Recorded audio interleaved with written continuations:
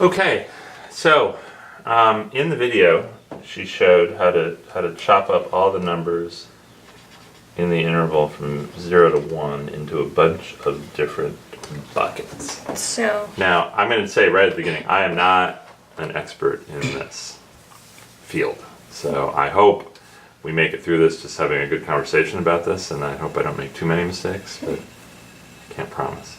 All right. My number of mistakes may be infinite. All right. So what was she trying to do here? What was her main goal? She had an infinite number of buckets and was trying to sort all the numbers from 0 to 1 into the buckets with one so each number was in exactly one bucket. Okay. So she was trying to chop up all the numbers from 0 to 1 and put them in buckets. yeah. And you're right. So that every number was in one of the buckets. Well, so she did What, this. what did she do? Well, she did this by doing the process. You find two numbers, x and y, from 0 to 1. You get their difference. If their difference is rational, then you put them in the first bucket for rational numbers. You put them in the same bucket. Okay. And if their difference is irrational, You put them in different then you buckets. put them in two different buckets than the ones before. Okay. So actually, that's really close. Really close. She takes 2 points. X and y. Yeah.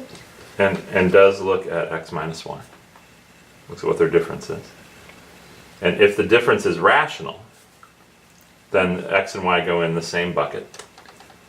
For the And if the difference is not rational, sorry.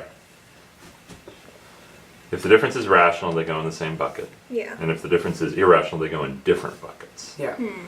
Okay. So each bucket is going to have numbers A, B, C, and the difference between those numbers is always going to be rational if they're in the same bucket. Yeah. Okay. So what's an example of one bucket? Well, So the rational numbers is Okay. one bucket. All right. So we could say this bucket has the rational numbers, which are what? Give me some examples of Like rational a numbers half. between 0 to 1. half, 2/3. 0.712. Good. Yeah. Anything else? Well, infinitely many other numbers. Oh yeah. Well, let's list half of them then. Seems impossible. Oh, okay. Well, give me one more example. Well, like 2/7. 2/7. Okay, good. So all the rational numbers are in one bucket.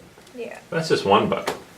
So then. What's another bucket? Well, So you could have. You have the rational numbers, but then they're shifted over.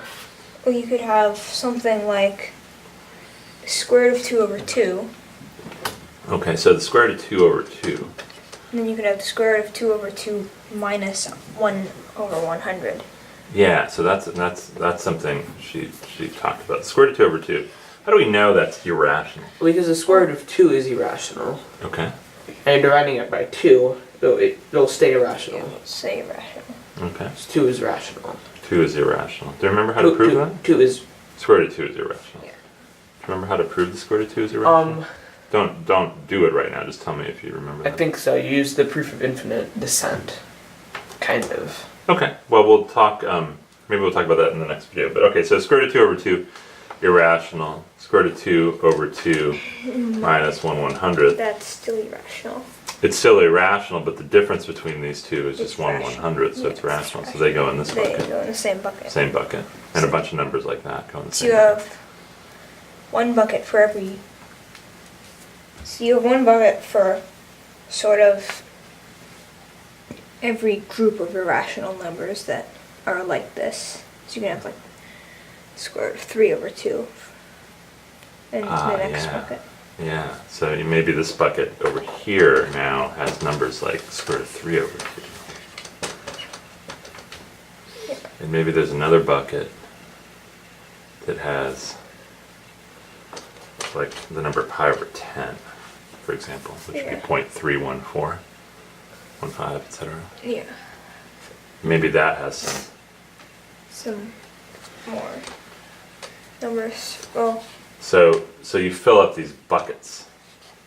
buckets. It seems like Seems like there are infinite buckets. there are infinitely many buckets. Yeah, even more than that. There's- Uncountably infinite. It seems to me like there'd be uncountably many infinite buckets here. Because there's uncountably many numbers.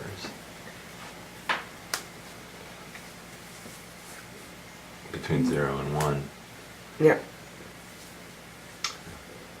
Alright. Well, but I don't know. I don't know if that's true or not. I thought in the video she said there were only countably many buckets, but maybe I misheard. So I don't know. But this is the basic idea of the construction. We group the numbers into buckets where the numbers in each bucket only differ by rational numbers. Yeah. Alright, so let's go on to the next video. Alright.